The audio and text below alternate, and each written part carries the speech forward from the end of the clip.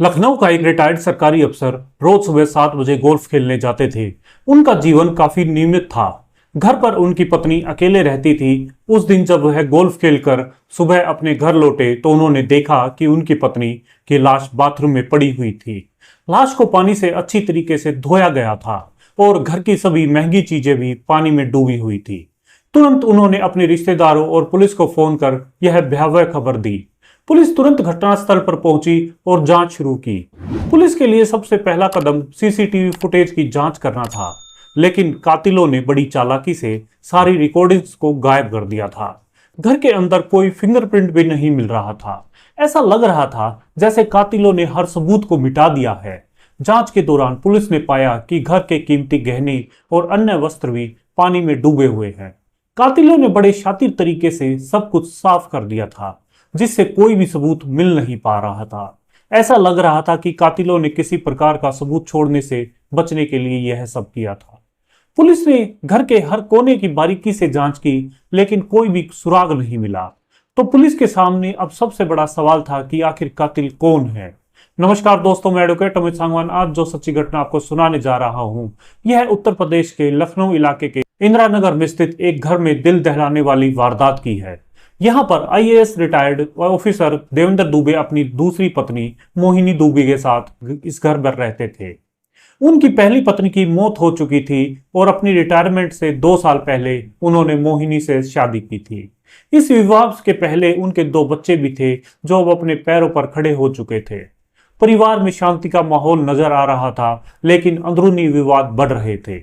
नाराजगी की वजह से उनका बड़ा बेटा नोएडा में रह रहा था, तो दूसरा लखनऊ में ही अलग किराए के मकान लेकर रहता था।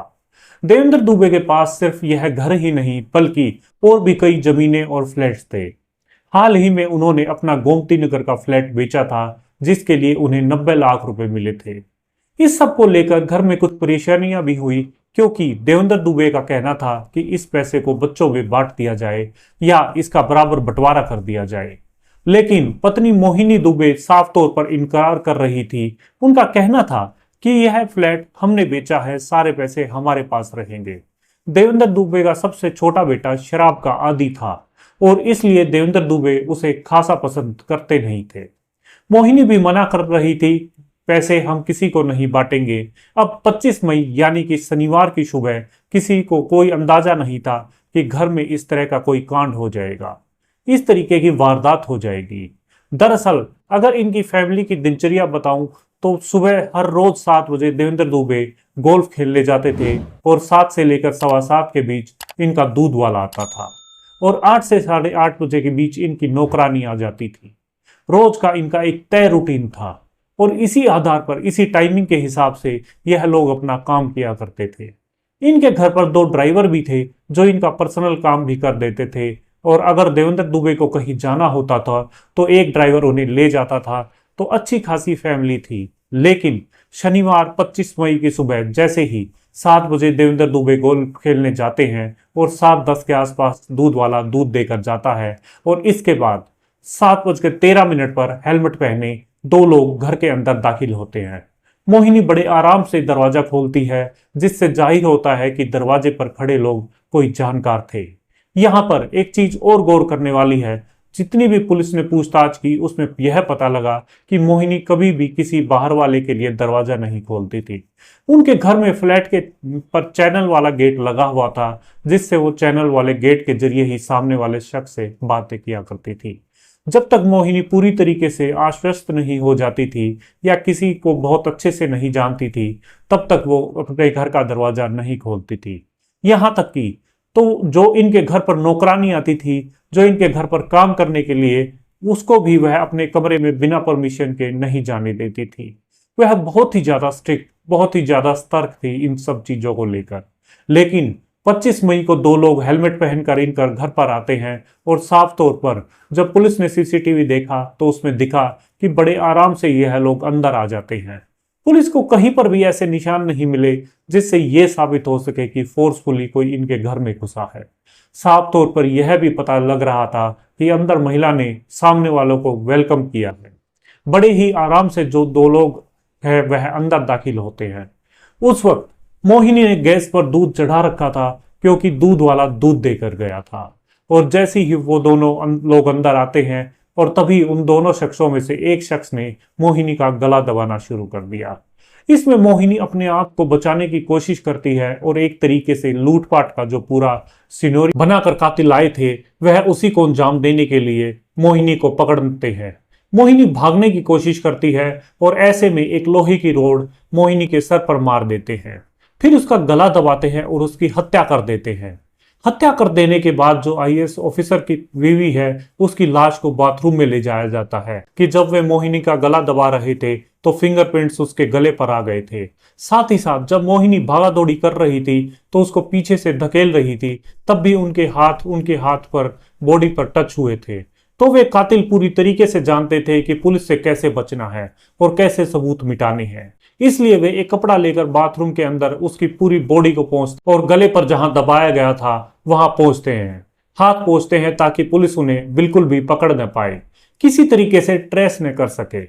अब इस तरीके से फिंगरप्रिंट मिटाए जाते हैं और साथ ही साथ जब वे लूटपाट करते हैं, अलमारी खोलते हैं, जितने भी दरवाजे खोलते हैं या जब उन्होंने ज्वेलरी बॉक्स खोला उसके अंदर से सोना चांदी जो भी जेवरात रखे थे वो उठाकर बैग में डाल दिए। उसके बाद जितना सामान उन कातिलों ने टच किया था उसे भी वे बाथरूम में ले जाकर पानी के टब और बाल्टी में डाल देते हैं ताकि पुलिस को उनके फिंगरप्रिंट्स न मिलेगा। जब पुलिस ने मामले की जांच शुरू की तो उन्हें कई चौंकाने वाले तथ्य मिले। सबसे पहले पुलिस ने घर की सीसीटीवी फुटेज खंगाली लेकिन उसमें कोई सुराग नहीं मिला। तब उन्होंने पड़ोसियों की सीसीटीवी फुटेज चेक की। फुटेज में दो लड़कों को हेलमेट पहने हुए देखा गया जो घर की घंटी बजाकर बिना किसी रोक टोक के अंदर दाखिल हो गए। इससे साफ जाहिर हो रहा था कि मोहिनी कातिलों को जानती थी और इसीलिए उन्हें घर के अंदर आने की इजाजत दी। पुलिस के सामने अब कई बड़े सवाल थे। आखिर कातिल कौन थे? उन्हें घर की में इतनी जानकारी कैसे थी? तो क्या ये घर का कोई भेदी था जिसने आईएएस अफसर की बीवी को मारा था? कातिल वहां से 50 लाख की ज्वेलरी लेते हुए और भी कई कीमती सामान लेकर वहां से फरार हो गए थे। अब देवेंद्र दुबे जब अपने घर लौटते हैं तो घर के अंदर का मंजर देखकर वह हैरान रह जाते हैं।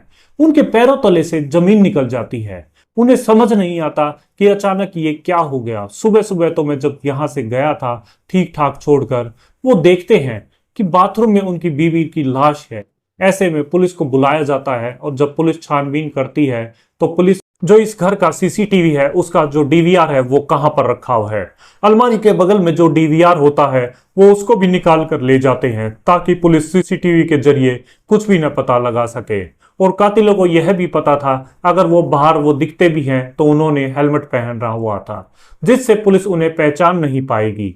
लेकिन पुलिस इस पूरे केस को सोल्व करती है कैसे एक बिना नंबर की प्लेट की जो स्कूटी है उसको चेंज करते हुए पुलिस कातिलों तक पहुंचती है।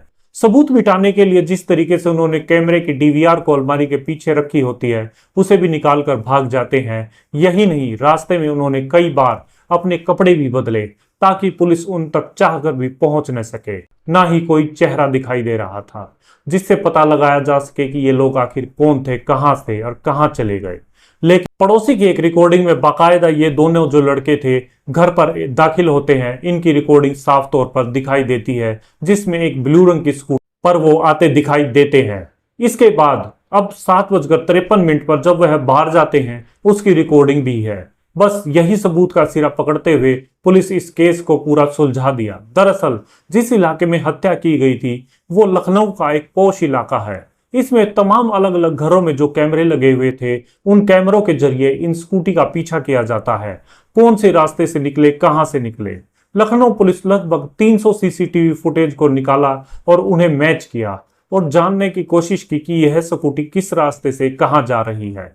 अब तमाम उस रिकॉर्डिंग से यह ब्लू रंग की स्कूटी को दिखाई पड़ती है बिना नंबर प्लेट की, लेकिन जो उस पर बैठने वाले दोनों लड़के कभी भी उनके कपड़े भी बदले नजर आते हैं। तो इसका मतलब यह था कि इन्होंने अपने कपड़े भी बदले लेकिन स्कूटी वही रखी। अब जब ये रास्ते से निकलते हैं तो पता लगता है कि लगभग वहां से मौके वारदात पर जहां पर इन्होंने हत्या की उससे 15 किलोमीटर दूर नीलमथा एक इलाका है। वहां पर जाकर इन्होंने स्कूटी रोकी जाती है तो पता लगता है कि घर का जो ड्राइवर जो पिछले 19 सालों से उस घर का काम कर रहा है, वो जो सबसे वफादार है वही कातिल है। दरअसल इन्हें पता लग चुका था कि घर पर बहुत ज्यादा कैश है और बहुत ज्यादा ज्वेलरी है। दूसरी शादी होने के बाद जो यह महिला है, यह अपने पति को बार बार पैसे बचाने के लिए कहती थी।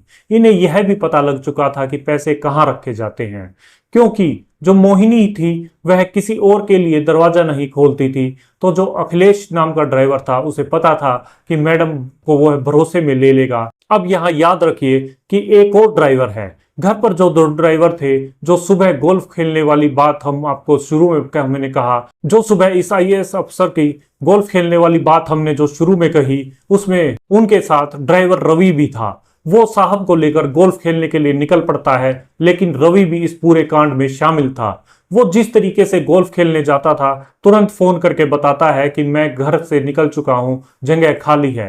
अब क्योंकि घर के लोग ही थे, इन्हें पता था कि दूध वाला कब आता है और कब दूध वाला चला जाएगा। दूध वाले के जाने के 3 मिनट बाद ही वह घर में अंदर दाखिल हो जाते हैं और ठीक 7:53 पर वह वापस निकल जाते हैं, नौकरानी के आने से पहले ही। इतनी परफेक्ट टाइमिंग के बाद साथ जो ये कातिल थे, इस पूरी वारदात को अंजाम दे रहे थे, क्योंकि उस दिन गनीमत ये रही कि नौकरानी थी, उसने भी उस दिन छुट्टी ले रखी थी। अब इसमें भी इस नौकरानी वाले एंगल की जांच की जा रही है, कहीं नौकरानी भी तो इस सब में शामिल नहीं है। अब क्योंकि एक ड्राइवर तो निकल चुका था साहब को लेकर और दूसरा ड्राइवर मैडम को भरोसे में लेकर अंदर गया, तो जो दूसरा ड्राइवर था उसने अपने एक दोस्त जीत से भी हेल्प मांगी और कहा कि हम यहां से लूटपाट करेंगे और उसमें लूट के माल को बराबर बराबर हिस्सेदारी कर लेंगे। इसके बाद 3 लोग ये मिलकर पूरी प्लानिंग प्लॉटिंग करते हैं। ना कोई सबूत था और ना ही कोई चीज जिससे पुलिस इन तक पहुंच पाती। इन्हें लग रहा था कि पुलिस इन तक कभी भी नहीं पहुंचेगी। यह जो पूरा केस एक रहस्य बनकर फाइलों में ही बीच में दब जाएगा, गुम हो जाएगा। दोनों ड्राइवर और तीसरा इनका दोस्त अब पुलिस की गिरफ्त में आ चुके हैं। तो दोस्तों, यह थी आज की पूरी कहानी। इसको सुनाने का उद्देश्य किसी का दिल दुखाना व परेशान करना नहीं, बल्कि समाज में फैली हुई बुराइयों को सामने लाना था। कल फिर मुलाकात होगी एक नई घटना, एक नई कहानी के साथ। नमस्कार, धन्यवाद।